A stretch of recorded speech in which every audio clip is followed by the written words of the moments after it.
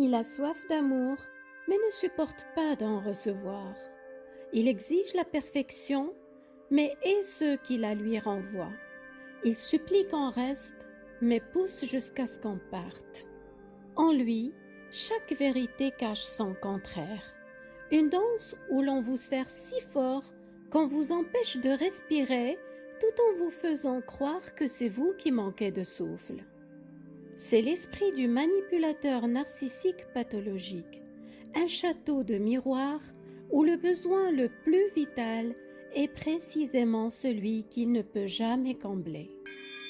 Bienvenue dans la logique déroutante de son paradoxe absolu. Moi, c'est Fatem Zahra Alami, passeuse d'histoire. Je recueille celles qui blessent pour aider à écrire celles qui apaisent. Aujourd'hui, je vous propose d'explorer les ruines paradoxales de l'amour qui emprisonne. Ensemble, nous chercherons la clé qui libère du labyrinthe des sentiments contradictoires. Nous allons tendre une lanterne dans le brouillard des émotions confisquées.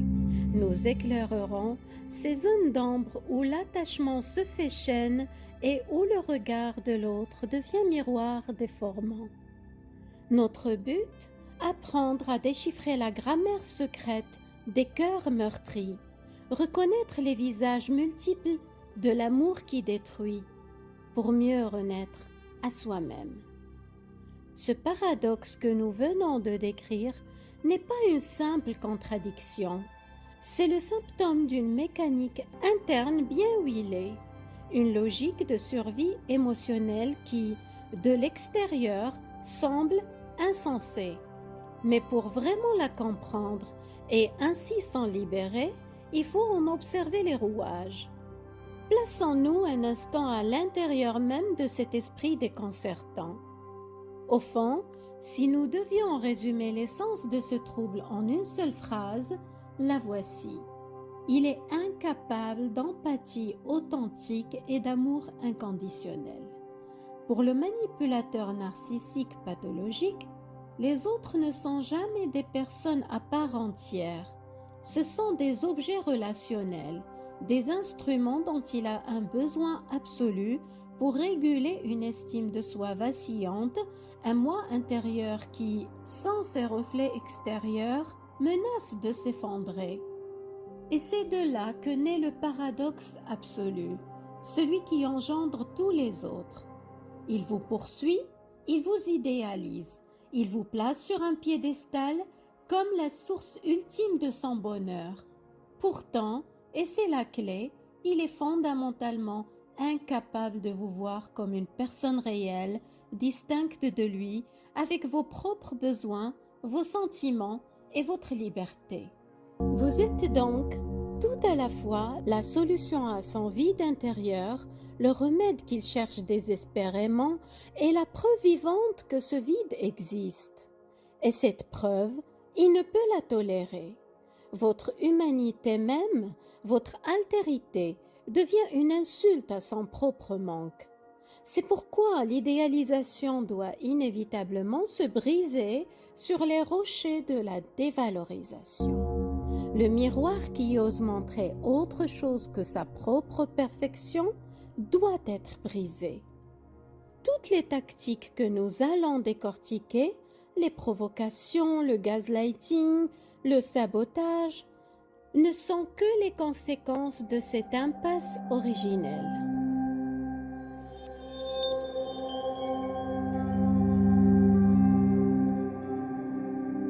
Pour vraiment comprendre les comportements que nous allons décrypter, plongeons d'abord à la source.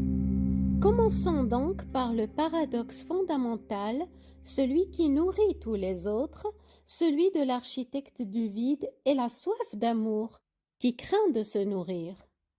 Imaginez un architecte qui passe sa vie à construire un palais magnifique. Les visiteurs arrivent émerveillés par la façade. Mais une fois à l'intérieur, ils découvrent avec stupeur qu'il n'y a pas de pièces, pas d'espace pour vivre, seulement des miroirs qui renvoient l'image de l'architecte. C'est exactement cela.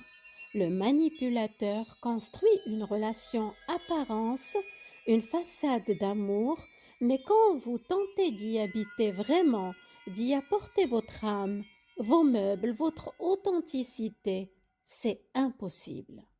Vous êtes aimé pour remplir un rôle, pas pour exister. Et c'est là que le premier mécanisme paradoxal s'enclenche. Plus vous donnez de l'amour authentique, plus vous devenez menaçant. Parce que votre stabilité émotionnelle révèle, par contraste, son propre chaos intérieur.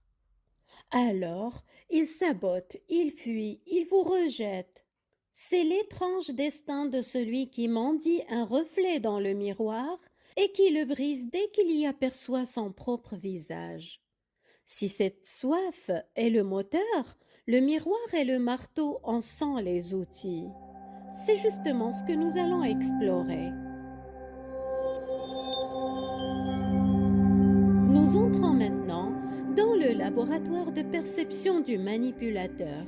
Ici, vous n'êtes pas une personne, vous êtes un miroir. Pendant la phase d'idéalisation, vous êtes le miroir le plus précieux, parce que vous reflétez une image de lui grandiose, parfaite, dont il a besoin pour exister. Vous êtes son chef-d'œuvre. Mais un jour, inévitablement, vous ne pouvez pas que refléter son image parfaite, vous avez besoin de faire autre chose parce que vous êtes une personne et non un simple miroir. Vous ne remplissez plus la fonction qu'il vous a assignée, celle du miroir qui reflète sa perfection. Et à cet instant, le marteau sort. Le gaslighting, les critiques, la dévalorisation, ce sont les coups de marteau pour briser le miroir qui a osé montrer autre chose que son image parfaite. Ce n'est pas vous qu'il détruit. Vous n'existez pas en tant que personne. C'est l'absence de sa propre image que vous lui renvoyez. La terrible vérité est là. Il préfère briser 1000 miroirs plutôt que de se regarder vraiment dans une glace. Cette danse entre le miroir et le marteau crée une prison, dont il est à la fois le geôlier et le prisonnier.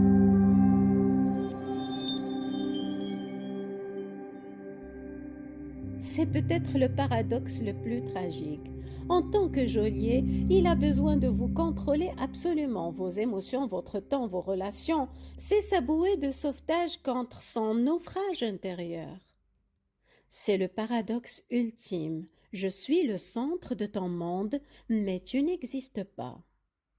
Il exige une dévotion totale, mais est complètement indifférent à vos besoins. Vos sentiments sont minimisés, moqués ou ignorés. Le message est « tu dois tout me donner, mais ce que tu ressens n'a aucune importance ». Mais ce geôlier est aussi un prisonnier. Terrifié à l'idée que vous partiez, il supplie qu'on reste, tout en poussant à la rupture. Chaque relation devient la répétition de la même pièce de théâtre. Il recrée l'abandon qu'il redoute, condamné à faire fuir ceux qu'il veut retenir. Et c'est ici que nous touchons du doigt l'ultime cruauté du système narcissique, l'art de vous rendre indispensable à sa survie tout en vous traitant comme superflu à la vôtre.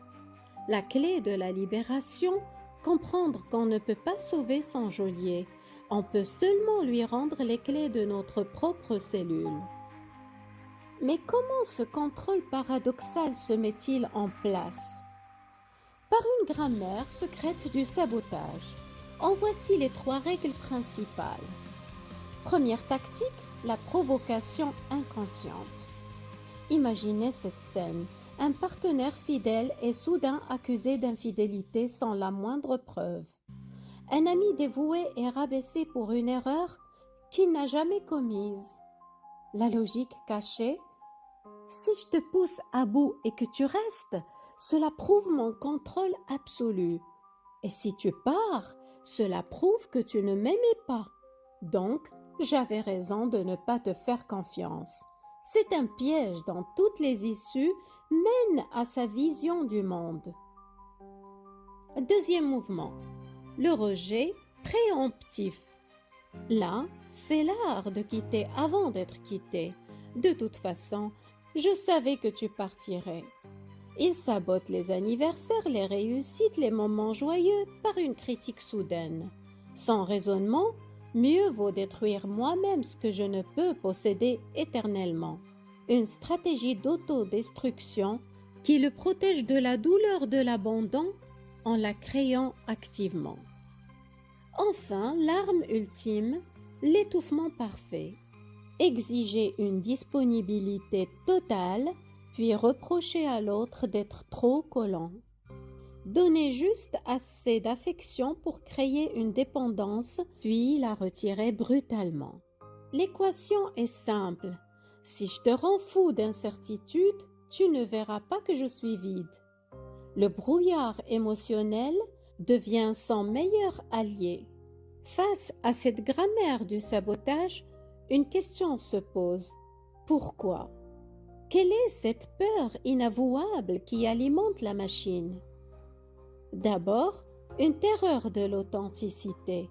Une relation saine exige de la vulnérabilité qu'il assimile à de la faiblesse. Elle demande de la réciprocité qu'il perçoit comme une perte de contrôle. Son credo, s'il me connaît vraiment, il me rejetterait. Alors, mieux vaut détruire avant d'être découvert. Ensuite, une honte archaïque.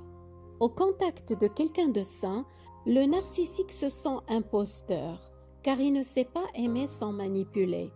Il ressent une honte toxique qui lui murmure « Je suis monstrueux, donc je dois prouver que l'autre l'est aussi ». C'est la honte qui cherche à contaminer pour ne pas être seul. Enfin, une véritable addiction au chaos. Son système nerveux est calé sur un cycle bien précis, drame, réconciliation, euphorie. La stabilité l'ennuie car elle le confronte à son vide intérieur. Le chaos, au moins, lui donne le sentiment d'exister.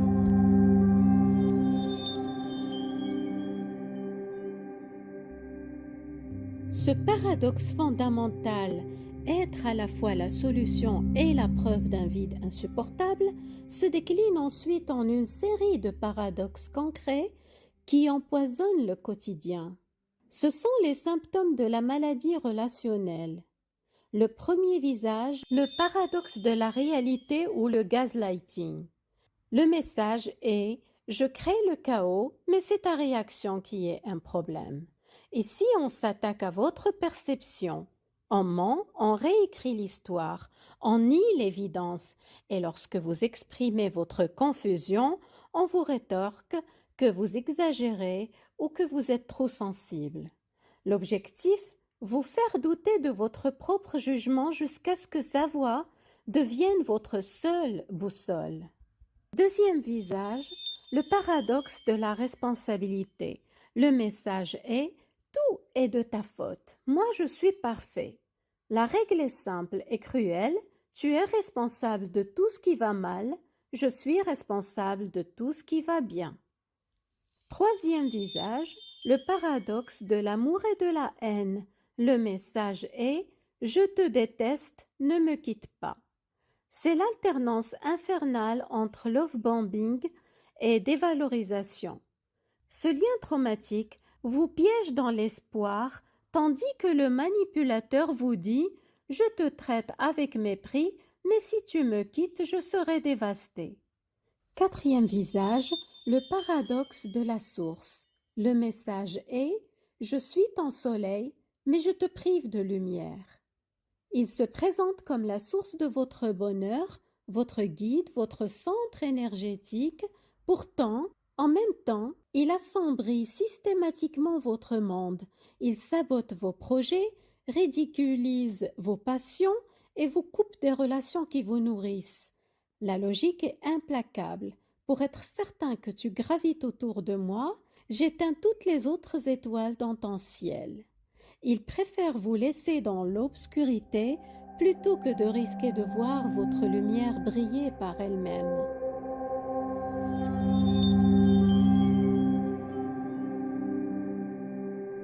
Ces 4 paradoxes ne sont pas de simples contradictions, ce sont les 4 murs d'une prison psychologique. Et pour la construire, le manipulateur active 3 mécanismes d'emprise implacables. Le premier, c'est la confusion cognitive. Votre cerveau, assoiffé de cohérence, s'épuise à chercher une logique qui n'existe pas. Il finit par douter de sa propre perception. Le deuxième mécanisme, le lien traumatique. Ce cycle récompense-punition est un conditionnement puissant. Il crée une dépendance émotionnelle irrationnelle. Votre système nerveux devient accro à ces montagnes russes, toujours en attente de la prochaine récompense après la punition. Le troisième mécanisme, c'est l'exploitation de l'empathie. Votre capacité à comprendre est détournée. Vous essayez de réparer une relation dont vous n'êtes pas responsable, pendant qu'il s'assure que vous n'ayez plus l'énergie de vous occuper de vous. Comprendre ces mécanismes, c'est voir le piège se refermer et trouver en soi la force d'en sortir.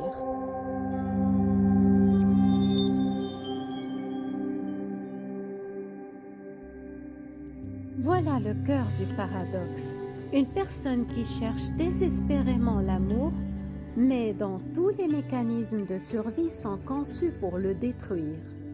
Comprendre cela, c'est voir au-delà de la colère cette tragédie humaine. C'est aussi se donner la permission de partir sans culpabilité. Le narcissique est un sculpteur qui brise toutes les statues avant qu'on ne remarque qu'elles ont un visage. Un roi qui incendie son propre royaume par peur d'y être un jour seul. Son ultime ironie, il croit maîtriser la destruction alors qu'il ne fait que creuser sa tombe avec les mains de ceux qui auraient pu l'aimer. Prenez soin de vous et rappelez-vous, face à de tels paradoxes, la plus grande clarté est souvent la première des libertés.